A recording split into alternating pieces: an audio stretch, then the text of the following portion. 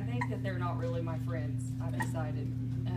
Tasha called me Wednesday, and I was driving, and she better be happy I was driving, because I had to control myself, my emotions and reactions and all that. But I honestly they know I won't say no, because I have a father who beat that into my head, despite the horrible things it has caused me in my life, you know, the stress of never being able to plan, because we're going to go up there and sing, and we would never know what he was going to sing till he started playing the piano, and you just found your spot. That's just the way we were taught.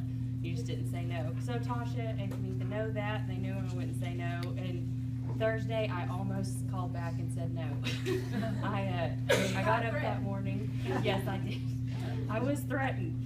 Just so everybody knows. So if something happens to me, Kenitha and Tasha, y'all should check into them first. But anyway, Thursday morning, I got up, and there's been this thing circulating on Facebook to post your favorite scripture.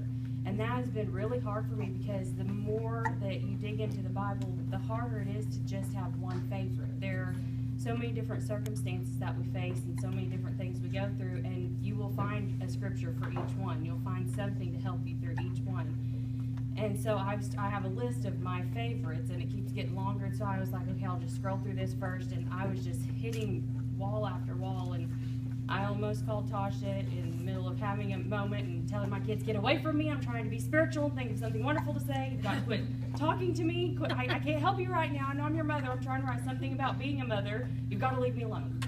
And I didn't think I could do it, and I was about to call her, and I felt the Lord prick my heart and say, you asked me to use you, and now you're going to be picky about how I use you.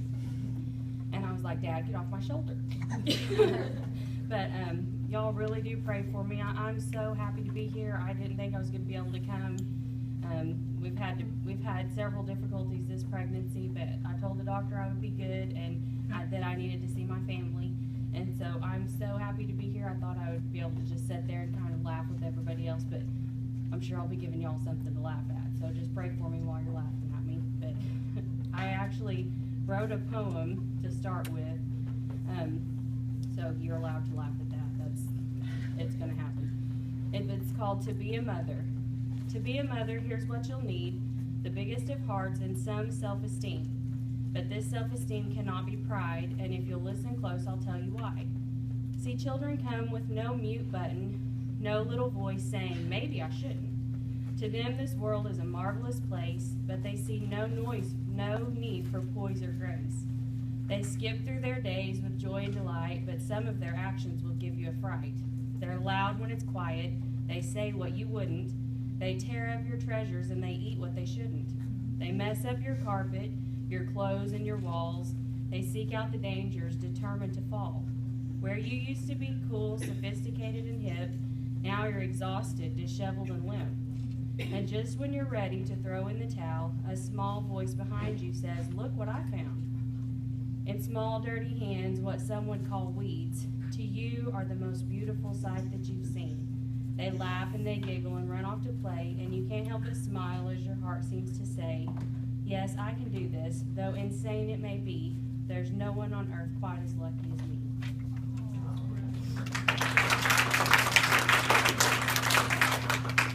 I'm sorry in advance if I talk fast when I get nervous. Dad calls it going into New Yorker mode. That's how I feel. I just want to get it over with, and so I'm sorry in advance. But one of the biggest things that I struggled with was the fact that I've only been a mother for almost 7 years, and to me, standing up here in front of so many people that I still have so much to learn from, to me it was a joke trying to come up with anything to say about mothers. So I don't feel like I have any wonderful words of wisdom for the mothers here. If you wanted to hear stories about little boys, which I'm expecting the third one, there's no girls at my house besides me. We are painting the guest room pink. I'm going to stand in there every day. You're still a girl. You're still a girl. But if you want to hear stories about boys who are determined to give their mothers a heart attack, I can do that. I can talk to you about that all day. But I don't feel like I'm just all bundles of wisdom and great ideas for motherhood. I feel like that I don't really know what I'm doing most of the time, and I feel like the only thing I've learned while being a mother is that I am incapable of doing it on my own, that I can't figure it out by myself.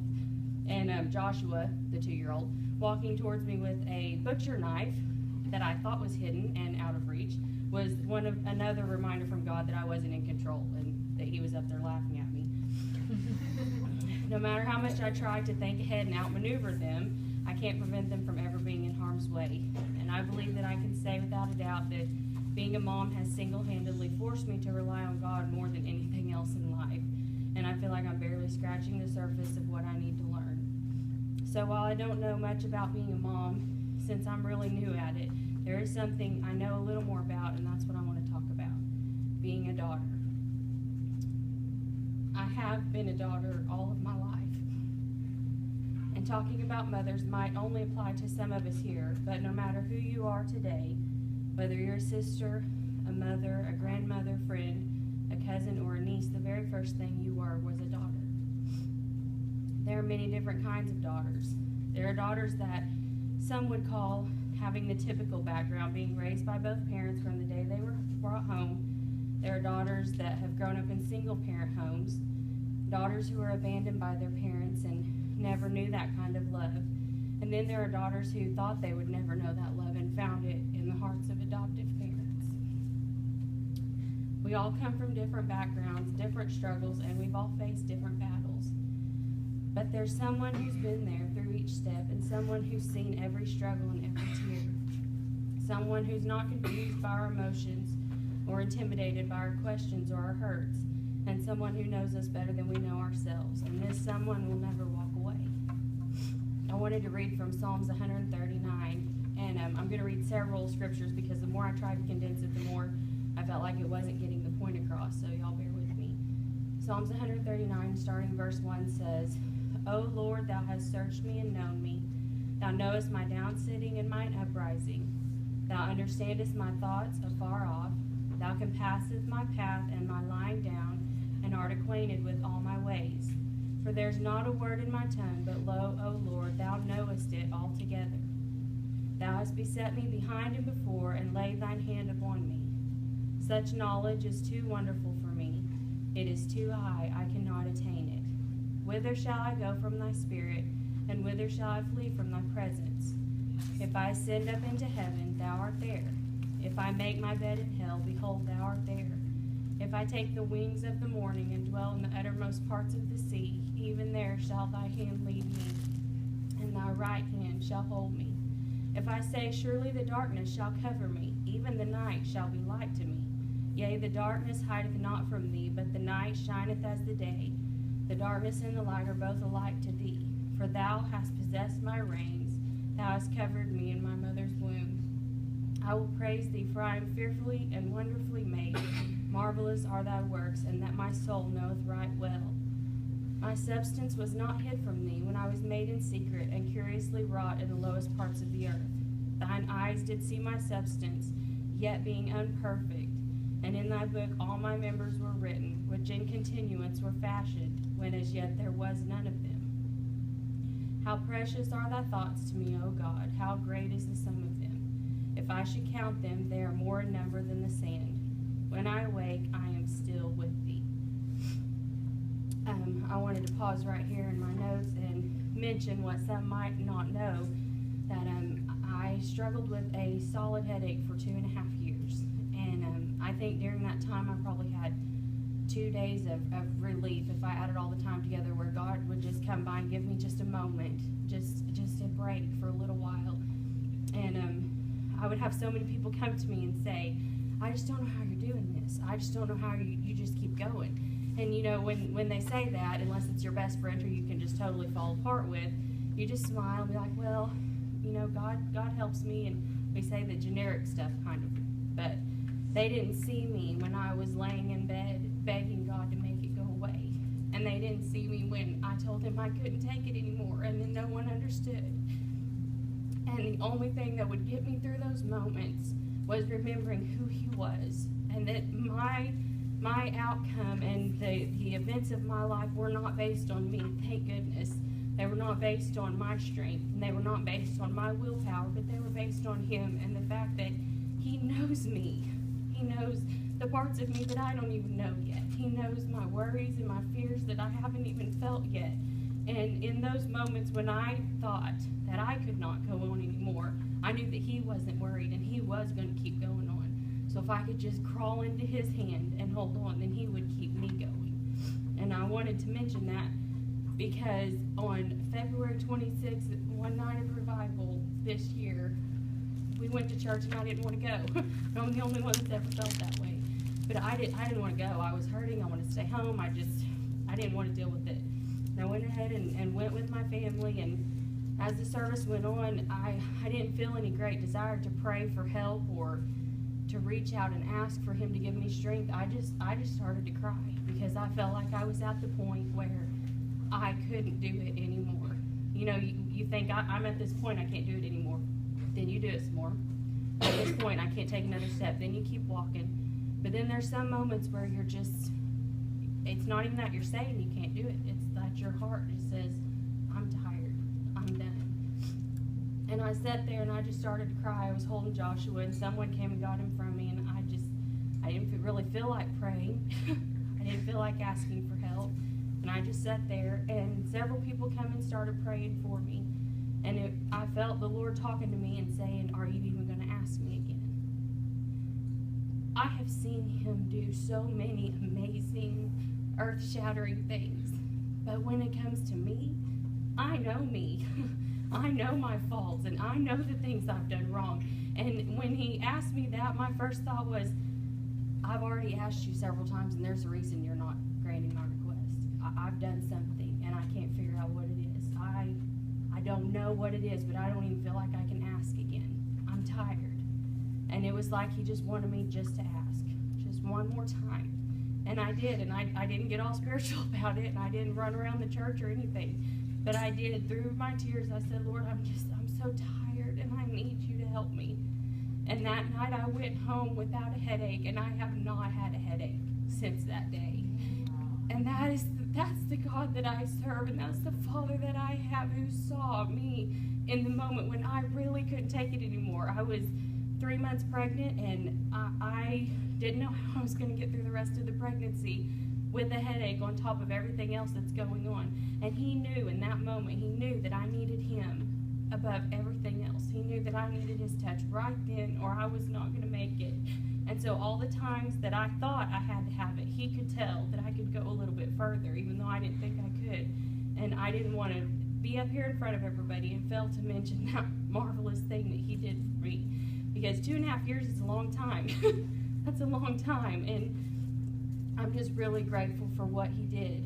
But I feel like, trying to get back to my notes here, I feel like that we read these scriptures, and especially women, we look around and we compare ourselves. We always find someone to compare ourselves to. And we tend to just do it with anybody we see, whether we know them or not. I'm doing it right now with pregnant people.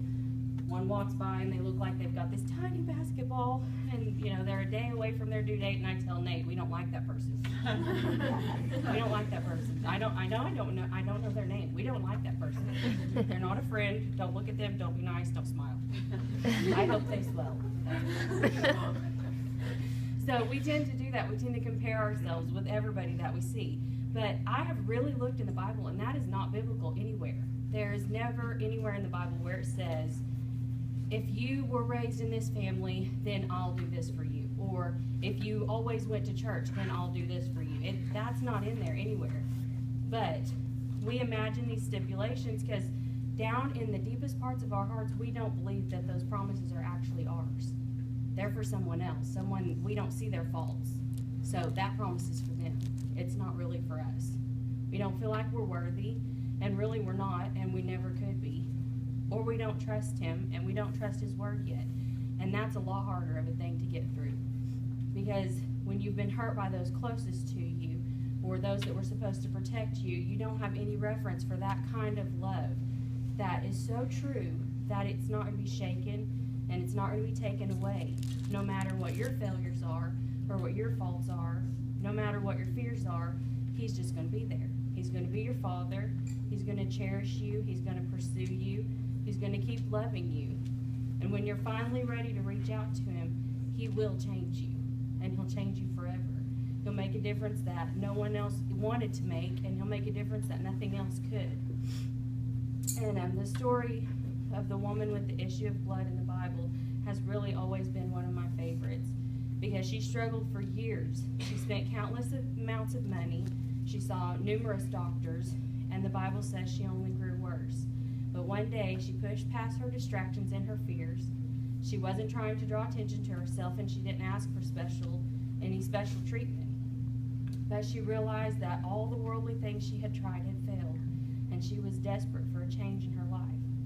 She made her way to Jesus, and the Bible lets us know that was not an easy task for her, but she pressed on. Finally, she brushed just the hem of his garment, and right in that moment, the problem she had faced for years went away. Something that no one else could fix. It was just gone, because she touched the lowest part of his garment. That just blows my mind. Jesus turned around to her and said, "Daughter, be of good comfort. Thy faith has made thee whole. Go in peace." When we read that in the Bible, we see that he was being pushed and pulled from every side that day. It says that he was in a great throng, if I remember the words correctly, and his disciples said, "There's people touching you all over." But when that happened, he stopped right where he was, because he knew that his daughter had touched him. Despite everyone else pulling on him, despite everything else he was feeling, he said, "Who touched me?" because he felt his daughter touch him. She wasn't hidden from him that day, and we're not hidden today. No matter what you're facing, he is aware. So when life is beating you down and you're not sure if anyone understands or anyone cares, remember you are a daughter, and you'll always have your